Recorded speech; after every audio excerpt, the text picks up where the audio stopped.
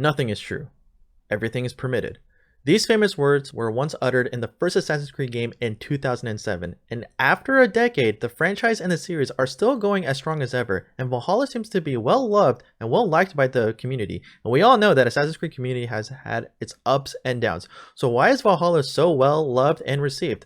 Well, let's find out why. Greetings fellow nerds, welcome to another NerdPhil video. You know what we do here, we talk about video games, board games, anime, TV shows, and we also play one of the biggest games in the nerd world, MTG. So if any of that stuff piqued your interest, consider hitting that subscribe button down below. But this time around, we are here to talk about Assassin's Creed Valhalla. As someone who's sunk in 40 hours and still has a lot more to play, I have really enjoyed the franchise, and it seems like the community has also enjoyed this franchise. Now, there's still debates about whether Odyssey is a little bit better or if Origins is better, but for the most part, Valhalla just seems to be well liked and received, and there's a lot of reasons to figure out why. And that's really important to know because we all know that some of the Assassin's Creed games, characters, and plots were not so great. So I think one of the first biggest things that Assassin's Creed Valhalla got right was going back to its origins as a stealth game. When Assassin's Creed started delving further and further into the RPG genre, the concept of stealth kind of disappeared. And for those who really loved the stealth mechanic and fell in love with the stealth gameplay that the original Assassin's Creed and the other ones brought, it was kind of a disappointment in some sense as the RPG started taking over the stealth part of Assassin's Creed. But this time around, they brought it back and they brought it to its glorious way of playing stealth. Now you can play the whole game without going stealth and you can, kind of be that raging Viking that you want to be. And sometimes it is really fun to do that. I have to say when I go to raids, I just full on go blow the horn and just start charging with the rest of my crew. But in other areas, especially when I'm just exploring or want to get that completionist objective, it's a lot more fun for me to go in stealth mode. And they finally brought back the one-hit stealth mode. And for tougher enemies, you play that little mini game, but it's a lot better than not being able to one-hit regular or tough dudes. And I honestly think that was Odyssey's biggest mistake. While the story, the plot, the characters were fantastic, the stealth mechanic really turned me off. It really made me upset that no matter how high I put my stealth points in, and even going putting extra points or extra effort into putting stealth my highest traits, I could sometimes not one-shot regular dudes, which honestly made no sense to me. And they also explain why a raging Viking would be able to perform these kind of stunts very quickly. So I really appreciated that. Like, it wasn't just like I was kind of doing these things before. No, they really actually explained it in a very cohesive and quick way for you to just really dive into the stealth gameplay.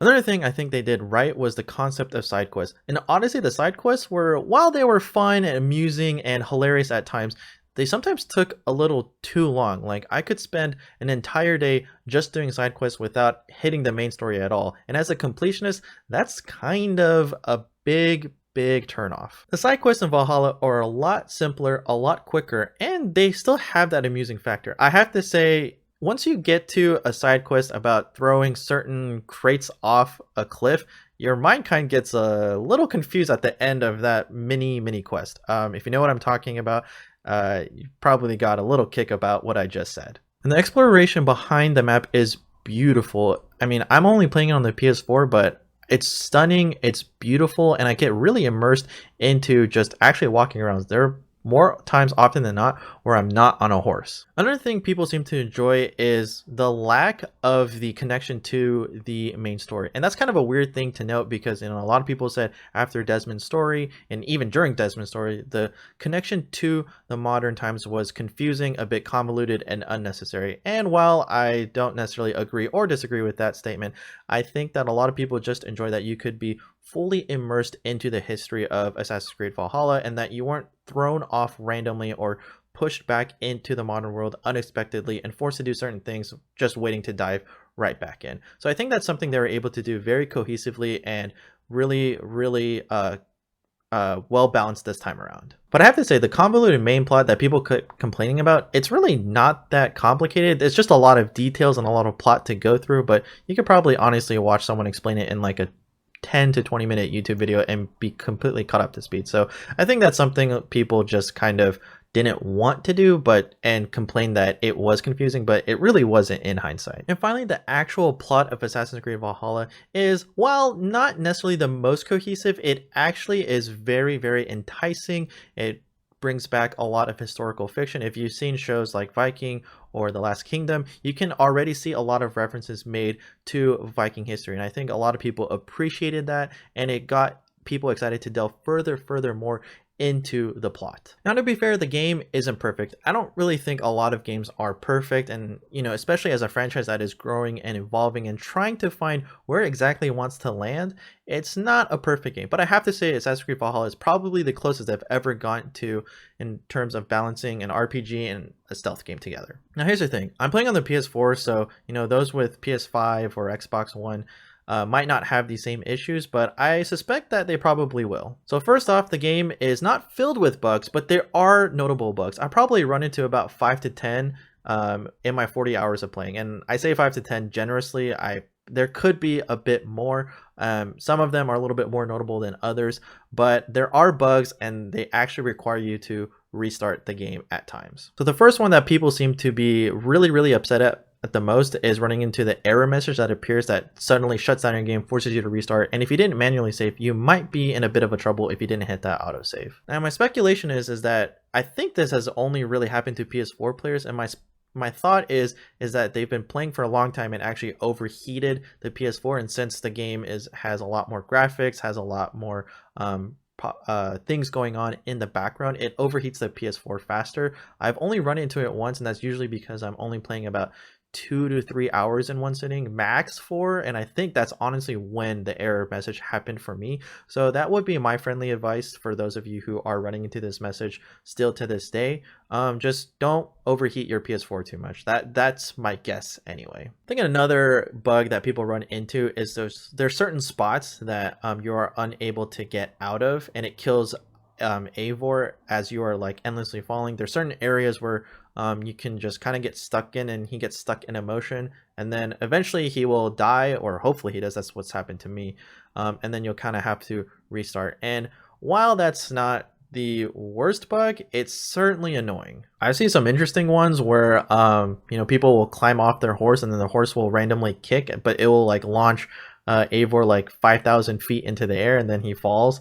And it's just really amusing to kind of see these bugs, but I imagine it's not so amusing for the person actually going through it. But bugs like that, where you are kind of stuck in places or endlessly falling, are something that they really should have gotten rid of a long time ago. I think this has been a problem since Assassin's Creed Unity, and it was definitely the worst there. And finally, as being a completionist, there are some things that make me a little bit frustrated being a completionist, and I have to say, one of the first things that I notice is that wealth, when you're collecting wealth throughout the different areas of the map, sometimes they're really not worth it, and you kind of just wonder, why did they even put this in the first place? It's definitely worth it to get part of the gear, or part of a set of a gear added to your wealth, but sometimes when you're just getting carbon ingot as part of wealth, when you can honestly just buy that for, I think it was 150 silver, it really seems like a waste of a time. And while again it is fun to be going around in stealth mode, it honestly feels like a big waste of time at the end. So I think they could have done something a little bit more with kind of the completionist route. I think instead of just random carbon ingots that people can buy for 150 silver, it could have been used for other sets of gear, or more other actual resources that are a little bit harder to come by.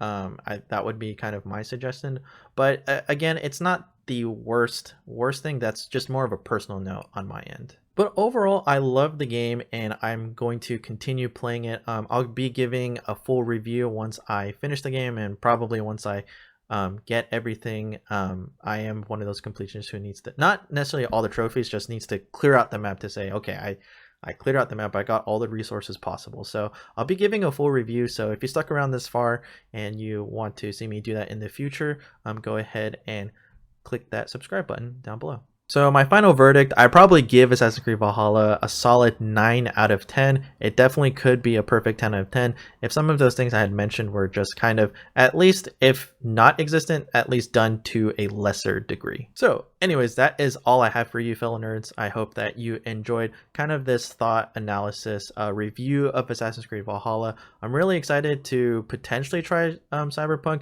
I heard that there's been some issues with Cyberpunk if you don't have the PS5. I've heard a lot of complaints points for people who are playing it on the PS4. So I might actually just buy it for my PC. And if you guys want me to do gameplay of that, if I do commit to that, let me know that down in the comments below. I think my laptop can handle it for the most part.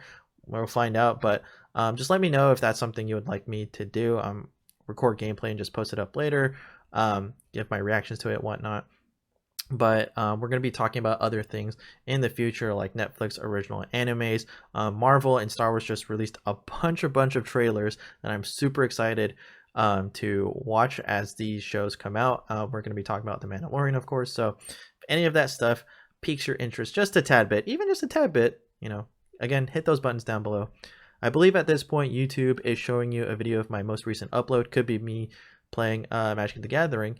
But there's another video that you specifically will like. YouTube believes that one of these videos is specifically catered towards you. So go ahead and click on one of those videos. I'll see you for your next NerdPhil.